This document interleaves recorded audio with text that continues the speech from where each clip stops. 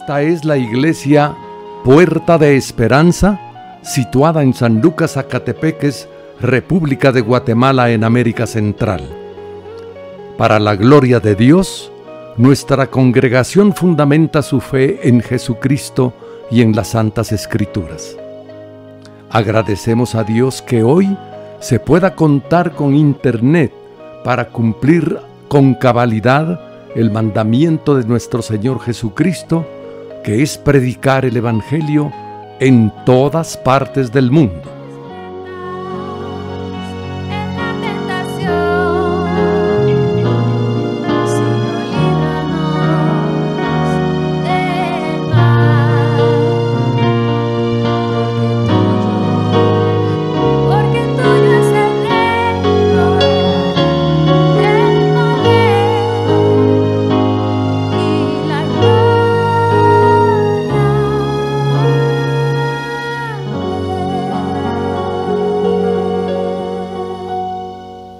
Con mucho agrado, ofrecemos hoy la prédica de nuestro pastor general, el licenciado Gustavo Adolfo Bonilla. Recordemos que él era descendiente de Zacarías, que era sacerdote. Por lo tanto, él también era sacerdote. Y fue un hombre extraordinario que llevó a cabo un ministerio muy corto, porque fue muy poco tiempo el que vivió durante su ministerio, pero que le tocó el privilegio de anunciar la llegada del Mesías en aquel tiempo, dando así cumplimiento a muchas profecías que se habían establecido en ese periodo. Entonces vamos a ver algo de Juan el Bautista. Juan el Bautista tuvo el tremendo privilegio de bautizar al Señor en el río Jordán. Y uno se preguntaría, ¿por qué el Señor tuvo que bautizarse? Porque Juan el Bautista predicaba sobre el arrepentimiento y llamaba a todos los personajes de aquel tiempo a acudir al bautismo, que era un bautismo de arrepentimiento. Entonces uno se queda con la pregunta, ¿acaso el Señor necesitaba arrepentirse? Sin embargo, el bautismo para el Señor no tiene el mismo significado que para nosotros. Él definitivamente no necesitaba arrepentirse de nada porque nunca fue un hombre pecador. Sin embargo, Juan, cuando ve venir al Señor hacia él ahí en el río Jordán, Juan se asombra y le pregunta que por qué él viene a Juan para ser bautizado, si realmente quien necesitaba ser bautizado, si alguien necesitaba ser bautizado, era Juan el Bautista y que el Señor lo bautizara. Y ahí se da una conversación bastante interesante donde uno puede profundizar en ese aspecto y buscar las respuestas a ese cuestionamiento que Juan le plantea al Señor y por qué él se está negando a bautizar al Señor. Obviamente que en el caso del Señor, el acto de bautizarse era una prefiguración de su muerte y de su resurrección. Él no estaba en la misma condición que nosotros los seres humanos. Él estaba mostrando lo que iba a acontecer y que el tiempo de la profecía había llegado para dar cumplimiento a la venida del Mesías para redimir al pueblo, no solamente al pueblo de Israel, sino que a todos los pueblos. Y por eso Juan lo señala como el Cordero que quita el pecado del mundo. Pero Mateo nos dice algo interesante en relación a este aspecto, porque sería bueno saber qué fue lo que el Señor opinó con respecto a su bautismo, porque nosotros nos preguntamos si podemos buscar alguna literatura y encontrar algunas respuestas, pero la mejor respuesta nos la da el mismo Señor, porque Él se bautizó. Y entonces Mateo en el capítulo 3, versículo 15, nos da la razón por la cual Jesús se bautizó. Y ahí dice claramente, pero Jesús le respondió, deja ahora. ¿Por qué? Porque así conviene que cumplamos toda justicia. O sea, él se bautiza para cumplir toda justicia. Y aquí nos podemos quedar meditando mucho a qué justicia se está refiriendo el Señor ahí y por qué menciona él este término en ese momento que él se va a bautizar. Dice que entonces Juan le dejó. Pero vamos a ver más adelante algunos aspectos adicionales de este bautismo de Juan. Yo solo quería mencionarles esto porque creo que en medio mundo hemos tenido la inquietud por qué Jesús se bautizó. Y él mismo da respuesta del por qué, diciendo que era necesario y convenía que se cumpliera toda justicia. Entonces, regresando al pasaje que estábamos viendo de Juan capítulo 1, vimos que los fariseos inquietos por la predicación de Juan el Bautista, sabiendo que era un sacerdote y que estaba predicando un mensaje muy severo, y lo ven en el río Jordán bautizando a las personas, y eso no era normal en ese momento de la historia de Israel, porque no vemos otro pasaje en la Biblia donde los sacerdotes se fueran a un río a bautizar. Básicamente el bautismo era un simbolismo de la purificación, y de acuerdo con la ley de Moisés, la purificación de las personas y de los mismos sacerdotes se llevaba a cabo en el templo, para lo cual tenían recipientes en donde los sacerdotes, previo a ejercer su ministerio, tenían que pasar por las aguas de la purificación ahí en el templo. Y ningún sacerdote podía entrar al templo si no se purificaba antes. Ante esa situación y esos acontecimientos, los fariseos entran con una inquietud y quieren saber de parte de Juan que explique por qué él está bautizando. Y entonces en el versículo 20 de capítulo 1 de Juan, como llegaron a hacerle una serie de preguntas a Juan, Juan no tuvo ninguna limitación en confesar y en negar. Y él confesó que él no era el Cristo, porque era una de las preguntas que le habían hecho los sacerdotes. Y dijo, yo no soy el Cristo. Y entonces le volvieron a preguntar, ¿qué pues? ¿Eres tú Elías? Y Juan nuevamente responde y dice, yo no soy Elías. Le hacen una tercera pregunta y dice, ¿eres tú el profeta? Y respondió Juan que no era el profeta.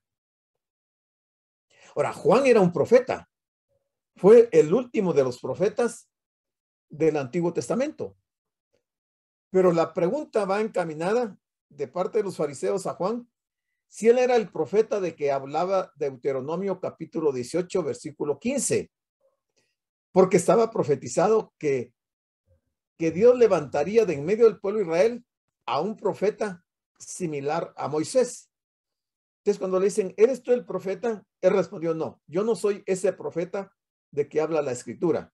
O sea, siendo el profeta, él contesta de que él no es el profeta de Deuteronomio 18:15. Y mire, si los judíos hubieran creído en el mensaje de Juan y hubieran aceptado a Jesús como el Mesías, entonces Juan el Bautista habría sido el cumplimiento de la profecía de Malaquías, no de Deuteronomio. Si los judíos hubieran creído el mensaje y hubieran aceptado a Jesús como el Mesías, ahí se hubiera cumplido en ese momento la profecía de Malaquías. ¿Y qué era lo que decía Malaquías? Y si quieren aceptar mi palabra, estas son las palabras del Señor que dijo, y si quieren aceptar mi palabra, Juan es el Elías que había de venir. cuando están hablando con el Señor en Mateo 11:14. Eso fue lo que declaró Jesús. Con estas palabras el Señor interpretó la profecía de Malaquías como una referencia a alguien semejante a Elías, pero no al profeta como tal, al profeta Elías. Juan el Bautista, aceptando esta interpretación correcta y sabiendo que él no era el Mesías, él contestó que no. Algunos creían que como Elías sería un precursor del Mesías, posiblemente Jeremías o alguno de los otros profetas resucitados, según se ve en Mateo 16:14, otros lo veían como el mismo Mesías. La segunda perspectiva es la correcta, pues puesto que tanto Pedro, según lo vemos en Hechos 22:23, como Esteban, que lo declara en Hechos 7:37, aplicaron a Jesús la profecía de Deuteronomio 18, del 15 al 18. O sea, Jesús era el Mesías de esta profecía y no lo era Juan. Entonces Juan negó ser ese profeta y respondió simplemente que no, que él no era ese profeta. O sea, ya sin mayores argumentos, los fariseos, y estando confundidos, le volvieron a preguntar y le dijeron, pues, ¿quién eres? Para que demos respuesta a los que nos enviaron. ¿Qué dices de ti mismo? Ellos esperaban que Juan el Bautista contestara afirmativamente cualquiera de estas tres preguntas, de que si él era el Cristo, que si él era el Mesías o si él era el profeta. Y él entonces respondió categóricamente que no era ninguno de los tres. Entonces le preguntan, ¿quién eres? ¿Qué dices de ti mismo? Indudablemente, la respuesta de Juan no era lo que la delegación estaba esperando oír. En lugar de afirmar ser alguien importante, Juan se refirió a sí mismo humildemente tan solo como la voz de uno que clama en el desierto. Creo que en ese momento los fariseos no entendieron la respuesta que dio Juan el Bautista. Y Juan el Bautista reconoce que su presencia en ese momento sí era cumplimiento de una de las profecías del Antiguo Testamento. Y es que Juan asume y entiende que él es esa voz que clama en el desierto, de la cual el profeta Isaías en el capítulo 40, versículo 3, había declarado. Aquí podemos observar lo que en otros lugares se dice acerca de Juan, o sea, en Mateo 3:3, Marcos 1:3 y Lucas 3:4. Y aquí lo dice el mismo Juan. Por otro lado, su cita de Isaías tiene un doble propósito. O sea que definitivamente, hermanos, yo pienso que a Juan el Bautista se le reveló que él en ese momento era el personaje del cual había hablado Isaías hacía muchos años atrás y que está en Isaías 43. Y por eso no tiene temor en responder de que él es una voz que clama en el desierto. Entonces, los dos propósitos que vemos en esta respuesta de Juan, podemos ver que él estaba indicando quién es el Bautista y así contestar a la pregunta que se le había hecho. Ahí él responde afirmativamente y con base bíblica quién era él. Pero también hace ver una sincera invitación al arrepentimiento al mencionar Isaías 43. En ese pasaje de Isaías 43 hay una metáfora.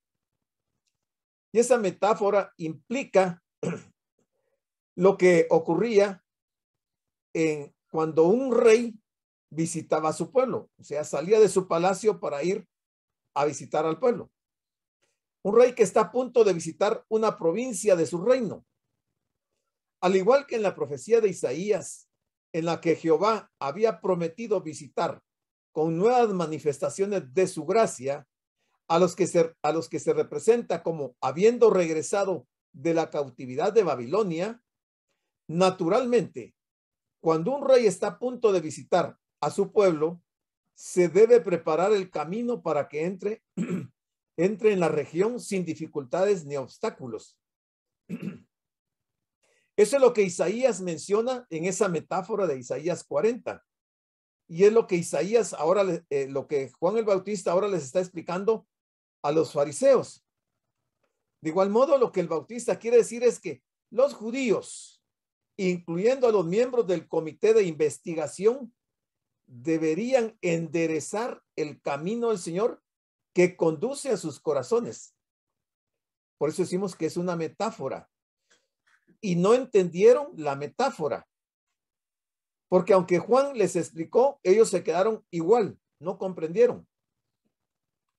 Y lo que quería decir, o se requería, de acuerdo con esta metáfora, es que Juan pretendía que los fariseos y todo ese comité que había llegado sintieran un dolor sincero por el pecado y que hicieran una oración suplicando la misericordia y el perdón de Dios, lo cual no ocurrió.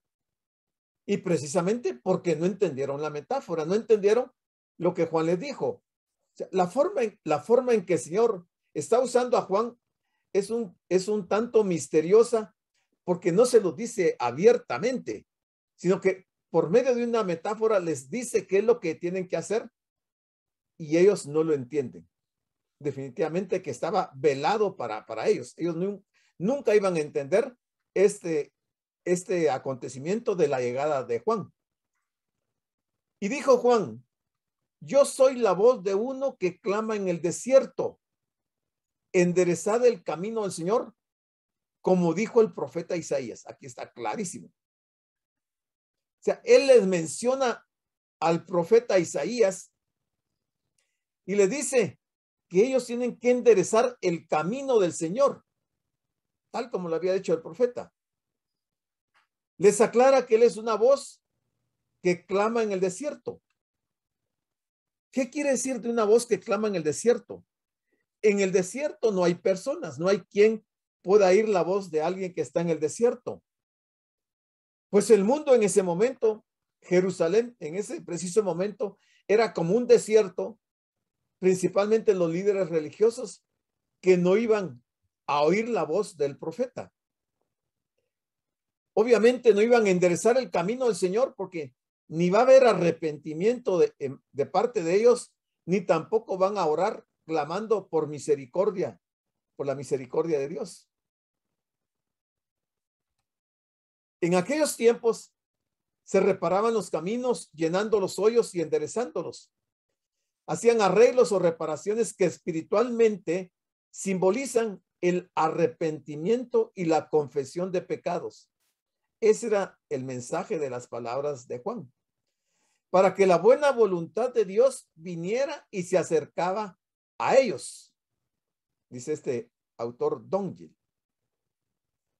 Además, la voz que clama en el desierto, o sea, la voz de grito de Isaías, simbolizaba la venida de la gloria de Jehová. O sea, Cristo mismo en ese momento era el símbolo de la gloria de Jehová, de la presencia de Dios, de la Shekinah de Dios. Y ellos no están entendiendo. Y era un evento en que toda carne, es decir, todo el mundo, lo iba a ver y lo iba a poder presenciar. Y estaba claro que debían de enderezar el camino del Señor. O sea, era un llamado a estar listos, pues la venida del Mesías estaba a las puertas. El Señor estaba por llegar en ese momento al río Jordán. Y entonces, como estos investigadores quieren saber por qué él está bautizando, Juan les declara por qué está bautizando. Les da las razones y le da razones bíblicas, razones escriturales que ellos no entendieron. Los líderes religiosos querían saber quién era Juan.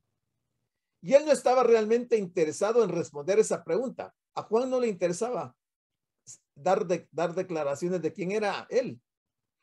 Él lo único que quería era hablar sobre su misión, Y la misión de Juan era preparar el camino para el Mesías, porque el Mesías estaba a punto de aparecer por primera vez públicamente. Y entonces Juan estaba cumpliendo lo que la profecía decía acerca del Señor. Dice que los que habían sido enviados eran de los fariseos, o sea, de los líderes del judaísmo de aquel tiempo. Y le preguntaron y le dijeron, ¿por qué pues bautizas? O sea, luego que Juan el Bautista les aclara que él es una voz que clama en el desierto y les dice que deben de enderezar el camino del Señor, ellos quedan más confundidos y le preguntan, ¿por qué pues bautizas? Obviamente ningún sacerdote en aquel tiempo salía a un río a bautizar. Y ellos dicen, ¿por qué pues bautizas si tú no eres el Cristo? Ahora, ¿qué están pensando ellos? ¿O a qué pasaje bíblico se están refiriendo cuando le preguntan y le dicen que él no es el Cristo para que bautice, ni tampoco Elías, ni tampoco el profeta? ¿En qué estaban pensando ellos en ese momento cuando le están diciendo a Juan que él no es ni Cristo, ni Elías, ni el profeta para que esté bautizando? Y Juan el Evangelista, en su primera carta, capítulo 1, versículos 8 al 9, dice que necesitamos limpiar nuestras vidas mediante la confesión. Necesitamos limpiar nuestras vidas mediante la confesión. Si decimos que no tenemos pecado, nos engañamos a nosotros mismos y la verdad no está en nosotros. Si confesamos nuestros pecados, Él es fiel y justo para perdonar nuestros pecados y limpiarnos de toda maldad. En el versículo 25, Juan acaba de confesar que él ni es el Mesías, ni tampoco el precursor que los judíos esperaban. Ahora la pregunta que se le hace es, entonces, ¿por qué bautizas? Es decir, ¿por qué haces la obra que en realidad corresponde al Mesías si tú no eres ninguno de los dos o de los tres, diríamos? ¿En qué están pensando ellos? ¿Qué le están cuestionando a Juan? Y Juan les va a responder, obviamente, de acuerdo con lo que estaba escrito en los rollos. Y Juan le respondió diciendo, yo bautizo con agua, mas en medio de vosotros está uno a quien vosotros no conocéis. O sea, si los fariseos se estaban refiriendo y estaban cuestionando a Juan que él no era ni Cristo, ni Elías, ni el profeta, ¿por qué es que está bautizando? Entonces Juan les va a aclarar que hay dos tipos de bautismo y que sus resultados son totalmente diferentes. Y entonces él aclara que como profeta, él está bautizando con agua. Y ya vamos a ver a qué se refiere. Mas en medio de vosotros, dice, está uno a quien vosotros no conocéis.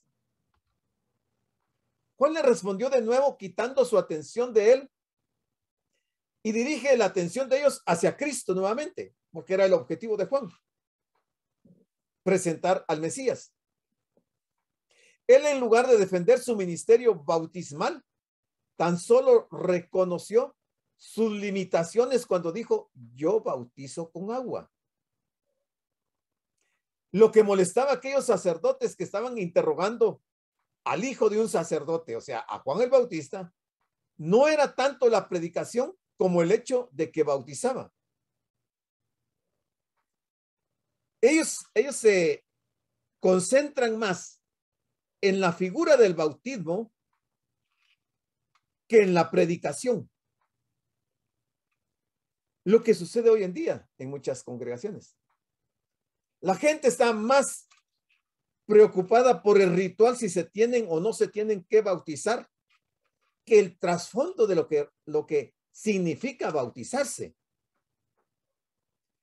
que es una demanda que el Señor hace a todo aquel que crea en Él, que quiera creer en Él. El bautismo solo es una figura. El agua solo es un simbolismo. Lo que molestaba a aquellos sacerdotes que estaban interrogando al hijo de un sacerdote no era tanto la predicación como el hecho de que bautizaba.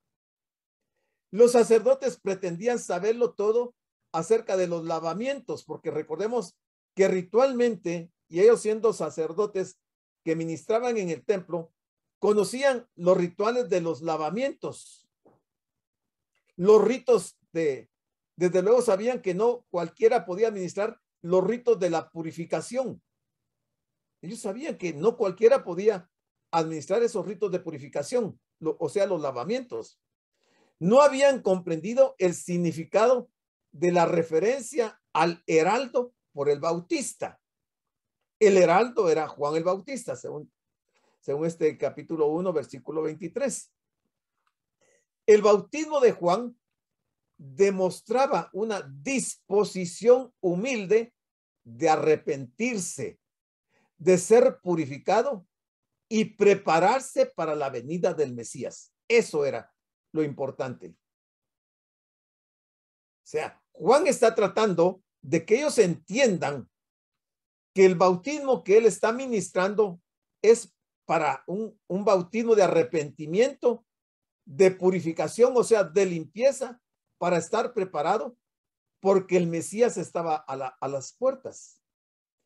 Sin embargo, el bautismo de Juan no daba nada para ayudar a alguien a mantenerse limpio. La obra de Jesús y su bautismo del Espíritu Santo, aquí está el verdadero bautismo. Representa más que el bautismo de Juan. Juan añadió que había uno que vendría después de él y que éste bautizaría en fuego y en Espíritu Santo. O sea, ellos no están comprendiendo lo que Juan les está diciendo.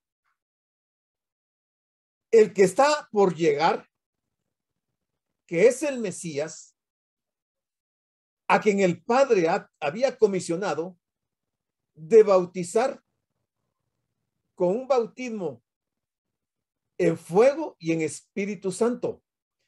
Ese tipo de bautismo no lo podía realizar ni el sumo sacerdote ni ningún sacerdote. Jamás en la historia se había dado un bautismo en Espíritu Santo. O sea, se estaba arribando al periodo prácticamente de la dispensación de la gracia. Se estaba dando por finalizado el periodo de la dispensación de la ley.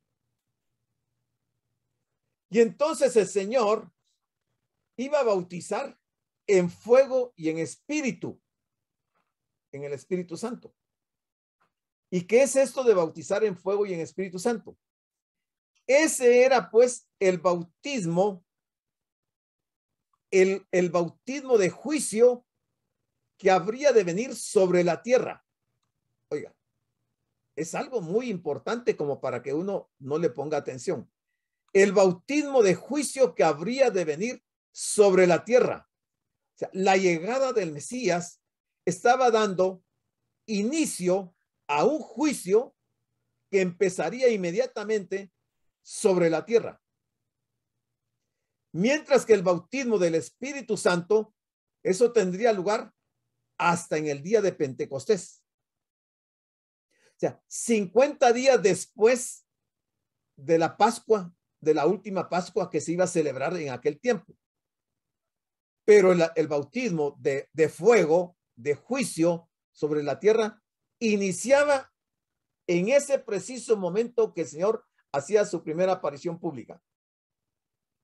Y 50 días después de la muerte del Señor, entonces iba a dar la otra parte del bautismo, que era el bautismo del Espíritu Santo. En el Antiguo Testamento se hablaba de la limpieza espiritual y su relación con la venida del Mesías.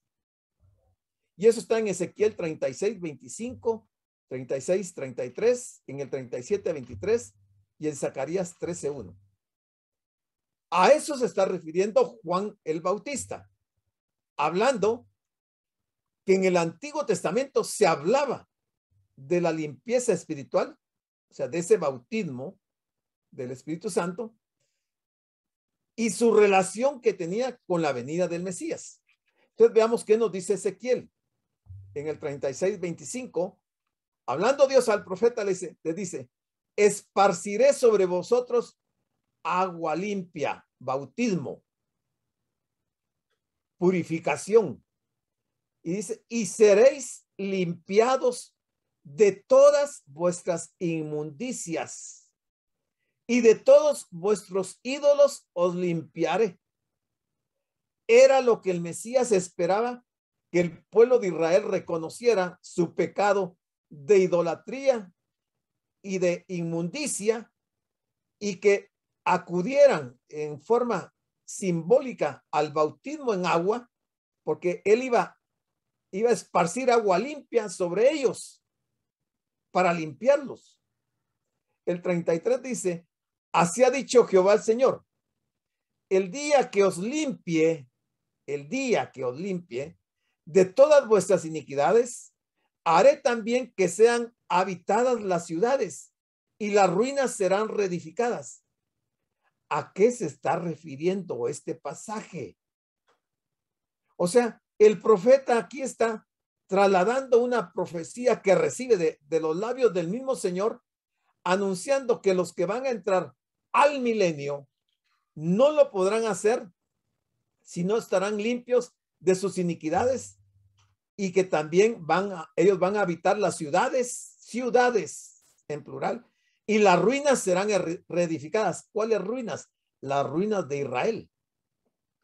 Y en el 37:23 dice el profeta, ni se contaminarán ya más con sus ídolos. O sea, ya no va a haber contaminación con ídolos en el periodo del milenio, ni se van a contaminar con sus abominaciones, ni se van a contaminar con todas sus rebeliones.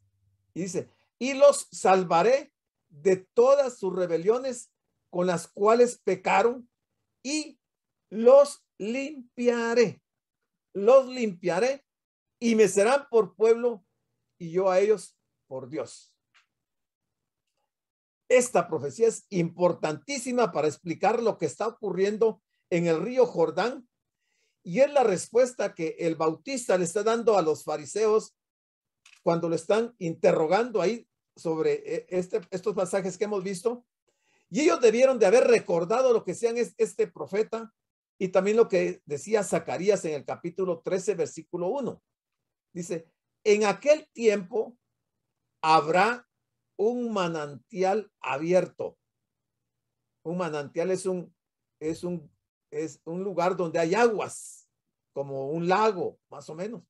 Y va a estar abierto, ¿para quién? Para la casa de David y para los habitantes de Jerusalén. ¿Para qué? Para la purificación del pecado y de la inmundicia.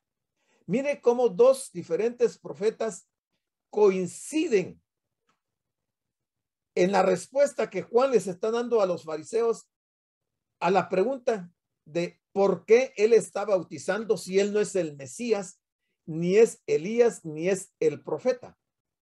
Y él les dice, yo no soy el profeta, yo no soy Elías, ni soy el Mesías tampoco, pero sí les anuncio que a las puertas está el Mesías y ustedes tienen que arrepentirse para poder ser limpios de sus pecados, de sus transgresiones, de sus idolatrías y de sus rebeliones. El pueblo judío en el tiempo de Juan practicaban el bautismo. Era resultado de las purificaciones ceremoniales, pero solo para gentiles que querían volverse al judaísmo. Al someterse al bautismo de Juan, un judío tenía que identificarse con los gentiles convertidos.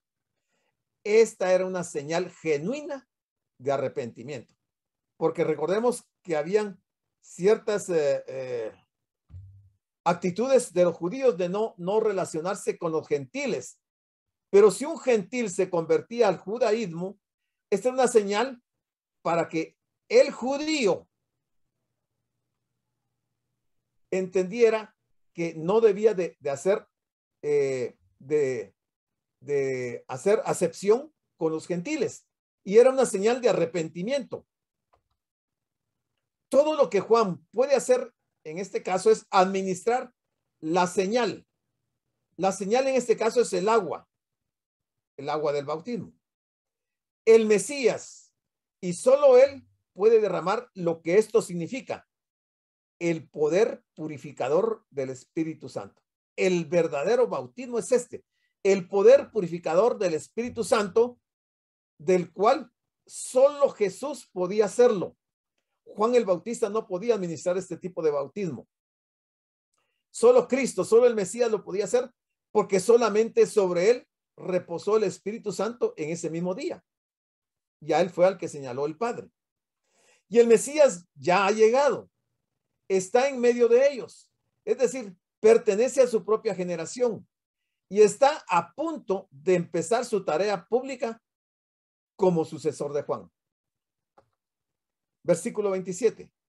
Dice Juan: y este es el que viene después de mí, el que es antes de mí. Viene después de Juan el Bautista, pero es antes que Juan el Bautista. Dice, del cual yo no soy digno de desatar la correa del calzado. Juan había entendido que el privilegio de desatar la correa del calzado del Mesías, no había una persona que fuera digna ni siquiera de hacer ese acto. Y él lo entiende y dice, yo no soy digno de desatar la correa del calzado del Mesías, del que viene después de mí, pero que es antes que yo. Las palabras de Juan el Bautista continúan aquí el tema de la preeminencia del Mesías, que viene desde el prólogo y demuestran una humildad extraordinaria. Cada vez que Juan tuvo la oportunidad de convertirse en protagonista a raíz de estos encuentros, él se aseguró de siempre dirigir la atención al Mesías. Él nunca trató de llamar la atención para que a él se le prestara toda la reverencia, sino que los condujo a todos al Mesías. Lo hizo a tal extremo que en su humildad llegó a afirmar que, a diferencia de un esclavo a quien se impone el deber de quitar el calzado de su amo, él ni siquiera se consideraba digno de realizar esta acción en relación con el Mesías. O sea, él toma una postura de una humildad, pero importantísima, porque él no se considera digno ni de eso.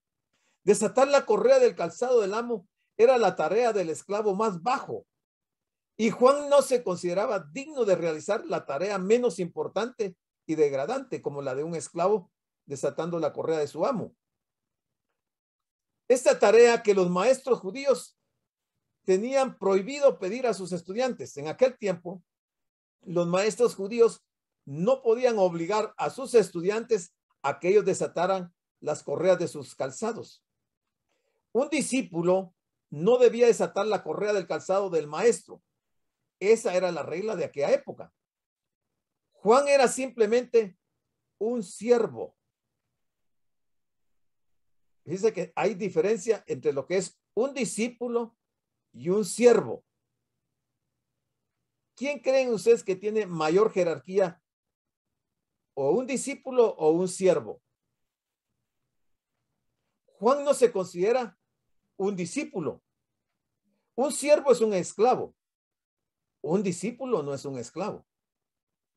Y ni siquiera se consideraba digno de ser ese siervo. O sea, ni siquiera a eso aspiraba Juan, a considerarse un siervo, porque se consideraba indigno de desatar la correa del calzado del Mesías. Aunque, sin embargo, eso es lo que él era, un siervo. Versículo 28. Estas cosas sucedieron en Betábara, al otro lado del Jordán, donde Juan estaba bautizando.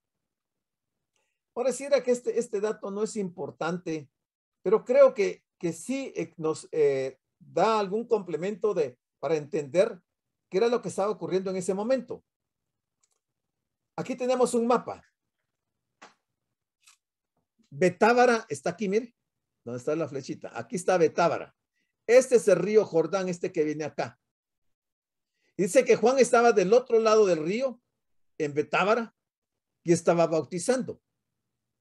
Y el Señor, de alguna manera, va a venir, porque el Señor había nacido en Galilea. Y viene por este lado, rodeando toda esta región, y llega a Betábara.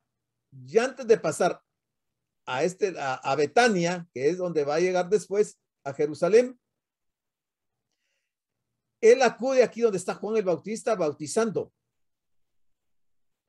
Y toda la gente había salido de Judea, de Samaria, de todos estos lugares, habían salido y habían llegado aquí porque se había corrido la voz de que creían que Juan el Bautista era el Mesías y que estaba bautizando. Entonces hay mucha gente aquí aglomerada.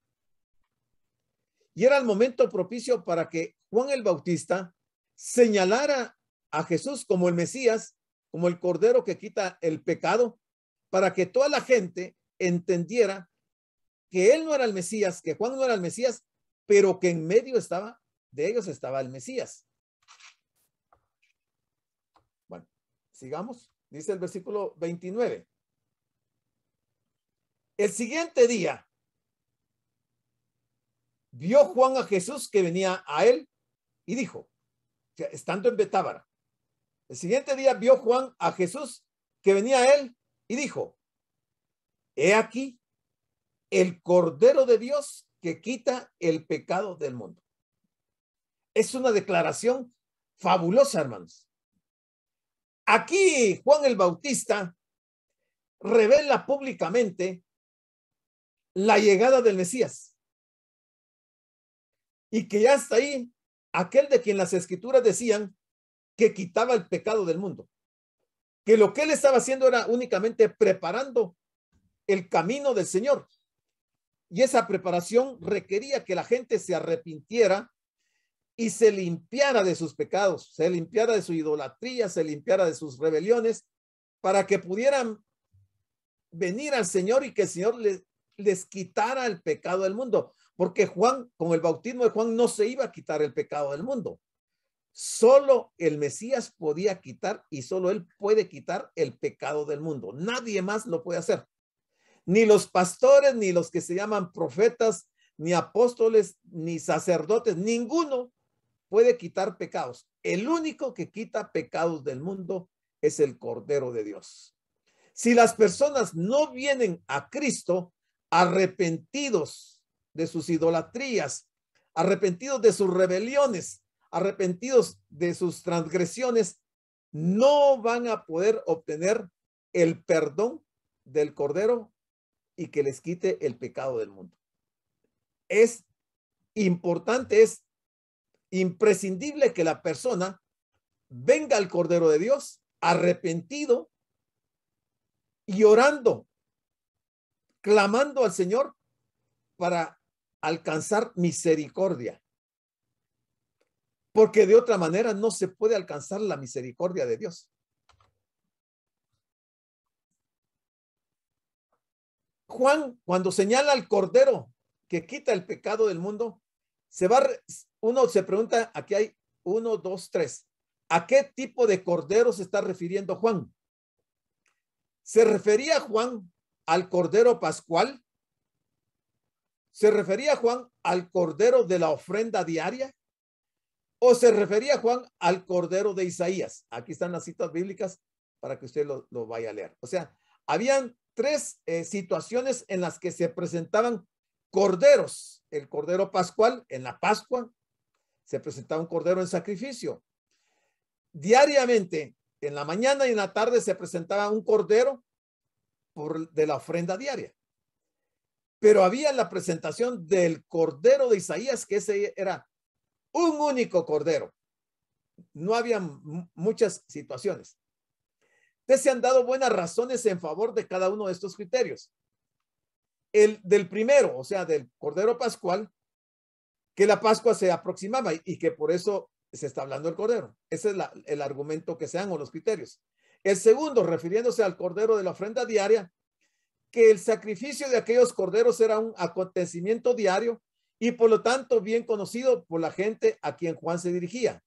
Y el tercero, o sea, el Cordero de Isaías, que el Bautista tan solo un día antes se había descrito a sí mismo y a su obra con lenguaje tomado de Isaías, del capítulo 40 que ya vimos. O sea, se estaba refiriendo al Cordero de Isaías, el que quita el pecado del mundo, el que iba a ser lastimado, iba a ser castigado, que iba a ser sacrificado, que se le iba a dar muerte para perdón de los pecados. Él se está refiriendo al Cordero de Isaías, no se está refiriendo a los corderos de la ofrenda diaria ni al pascual.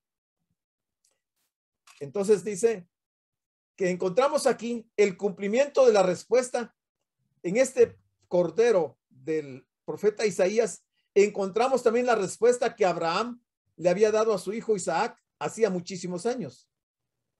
Ante el altar del sacrificio, Isaac había dicho: tenemos el fuego y la leña, pero ¿dónde está el cordero para el holocausto? Eso pregunta Isaac a Abraham. ¿Dónde está el cordero para el holocausto? Eso está en Génesis 22, 7 y 8. A lo cual Abraham respondió que Dios proveería en tiempo futuro.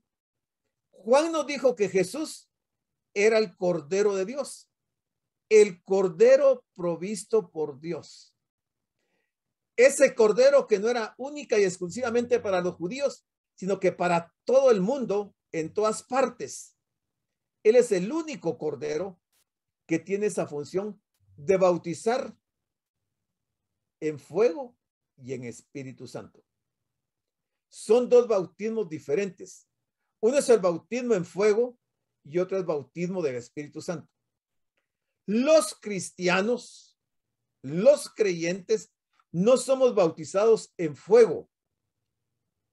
En fuego van a ser bautizados los incrédulos, los gentiles, los apóstatas, porque el fuego se está refiriendo al fuego eterno, donde irán a parar todos los no creyentes. Pero el bautismo con espíritu es para los creyentes. Ese bautismo con el espíritu que nos quita, nos perdona todos los pecados, nos limpia, nos purifica para que nosotros podamos en aquel día, cuando el Señor venga en su segunda venida y establezca su reino terrenal, en donde la iglesia juntamente con su esposo, el Mesías, estaremos en Jerusalén, en Israel, y entraremos al milenio debidamente justificados por el Señor, de acuerdo con lo que vimos de las profecías de Ezequiel y la de Zacarías, ya totalmente limpios.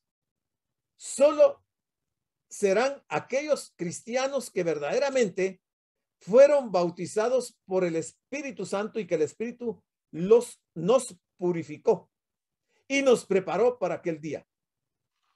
A eso se estaba refiriendo Juan el Bautista. Todos los corderos que fueron sacrificados durante tantos siglos en los altares judíos, ahora hallaban su cumplimiento en Cristo. O sea, todo aquel ritual que tenían los judíos de presentar corderos en sacrificio, hasta aquí se estaba cumpliendo el significado de esos sacrificios. Y Juan le señaló diciendo: he aquí el Cordero de Dios que quita el pecado del mundo. Fue contundente. Juan no presentó a Jesús como un gran ejemplo moral, ni como un gran maestro de santidad y amor. Él, o sea, Juan el Bautista, proclamó a Jesús como el sacrificio por el pecado. El Cordero de Isaías 53. Entonces dice el versículo, no, hablando siempre del Cordero de Dios y hablando del Cordero para sacrificio. Esa no fue una suposición por parte de Juan. Fue una revelación absolutamente verdadera de Dios, como lo probaron la vida, muerte y resurrección de Jesús. Mire todas las implicaciones que tenía la llegada del Mesías en ese momento. Dios también dejó claro que ninguno de esos sacrificios era suficiente para remover el pecado. Y esto lo vemos en Isaías 1:11. Es el versículo número 30 nos dice, este es aquel de quien yo dije, insiste Juan en declarar y aclararle a los fariseos que están preguntando que quién es él, que quién es Juan. Entonces él dice, este es aquel de quien yo dije, después de mí viene un varón, el cual es antes de mí, porque era primero que yo. Él está diciendo aquí unas verdades contundentes, importantes, y que mucha gente no la entendió en aquel tiempo y ahora también algunos no entienden esta parte. Aunque Juan era primo de Jesús, no conocía a Jesús como el Mesías. Él confiesa que no lo conocía. ¿Cómo va a ser que no lo conocía si habían crecido casi juntos? Pero aquí el conocimiento se está refiriendo a conocerlo como el Mesías. Lo había conocido como Jesús, pero no como el Cristo. Por eso cuando está preso, Juan le manda a preguntar al Señor que si él es el Cristo que habría de venir. No le pregunta que si él es el Jesús. Él le manda a preguntar si él es el Cristo que habría de venir o tendrían que esperar otro. Entonces el Señor le responde, y díganle a Juan que los ciegos ven, que los cojos caminan, que los muertos son resucitados, y habla, les dice todas las señales que él va a hacer.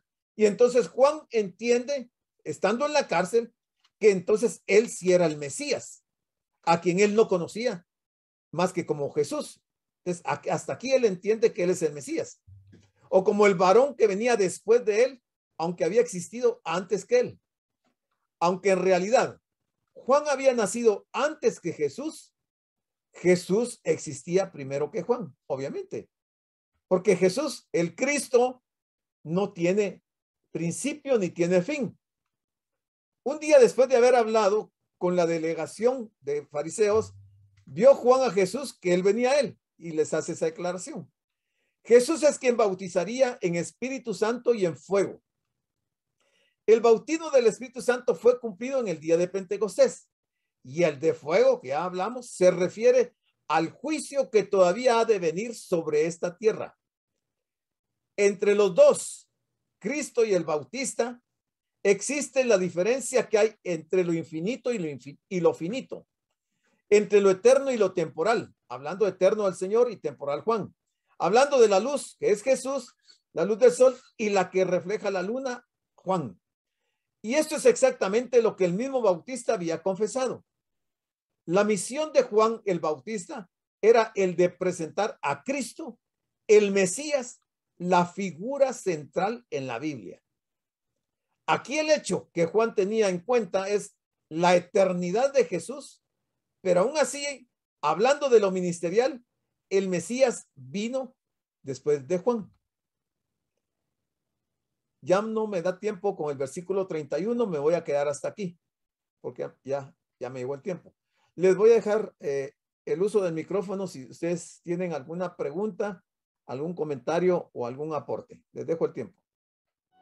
Damos las gracias por su atención a la prédica del pastor general, licenciado Gustavo Adolfo Bonilla, e invitamos a la prédica del próximo domingo a esta misma hora.